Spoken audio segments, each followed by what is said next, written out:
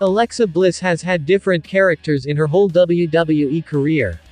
In NXT, she had a glitter fairy gimmick, which was mainly a babyface. Following the main roster debut, Alexa Bliss adopted the goddess gimmick, and it made her one of the successful women in the modern era. Alexa Bliss introduced a new supernatural character in 2020. Teaming up with the Fiend, the new character looked promising at the beginning, but the spark slowly started to fade away, especially after the departure of the Fiend. The gimmick received negative reactions from a majority of the fans, and rightfully so. A lot of things about it didn't make sense. So, without further ado, let's take a look at 9 things that made no sense about Alexa Bliss's supernatural gimmick.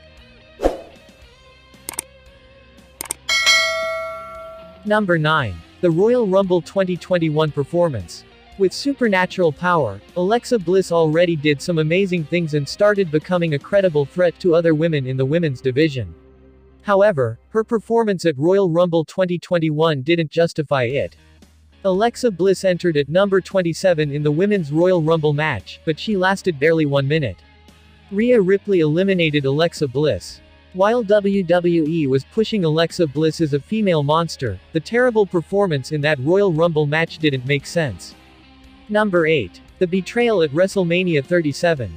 Alexa Bliss didn't have a match at WrestleMania 37, but she made a special appearance. On day 2 of the event, the Fiend faced Randy Orton. During the match, Alexa Bliss was supposed to be at ringside to support the masked monster, but things didn't go the way the fans had anticipated. Alexa Bliss sat on the top of the gigantic box at ringside and distracted the Fiend. Seeing the opportunity, Orton pinned the Fiend with an RKO. It didn't make sense why Alexa Bliss would distract the man who created her supernatural gimmick. Even though Alexa revealed later that she didn't need the Fiend as her mentor, the storyline remained unfinished after Bray Wyatt's release from WWE. Number 7. Yet to win a title. When Bray Wyatt became the most frightening monster called the Fiend, he ascended to the main event scene right away. He took a couple of months to win the Universal Championship since his debut.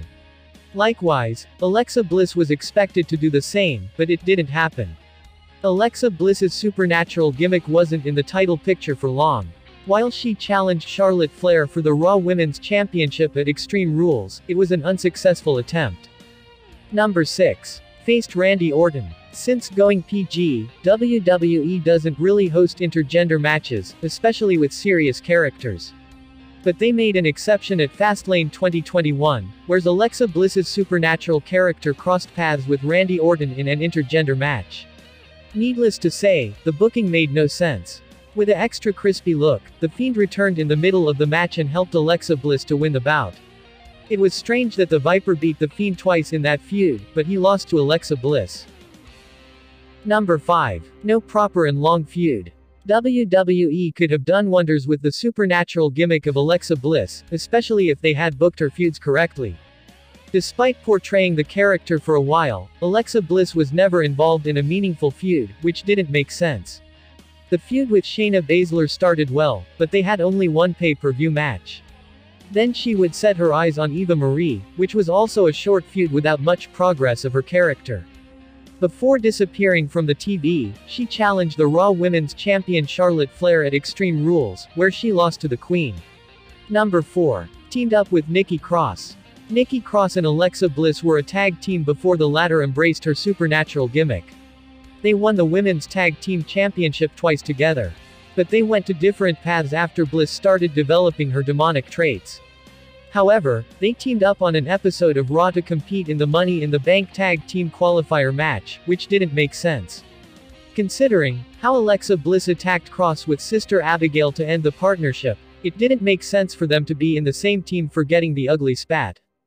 Number 3. The Black Liquid. When Papa Shango cursed the Ultimate Warrior, the latter fell sick and vomited, making it a shocking segment in WWE history. It looked like WWE tried to recreate the same thing with Alexa Bliss and Randy Orton. During their feud, Orton threw up black liquid. Bliss didn't have the power to curse. The way WWE presented it, it looked ludicrous, and many fans denounced the idea. Number 2. Hypnotized Others. Besides the black liquid, another weird thing about Alexa Bliss's supernatural character was the power of hypnotizing others.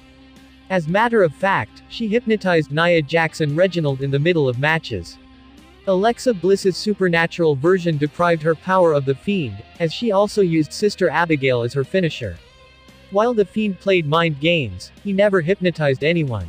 Hence, it didn't make sense how the evil Alexa Bliss randomly got the power. Number 1. Ditched the Fiend for Lilly.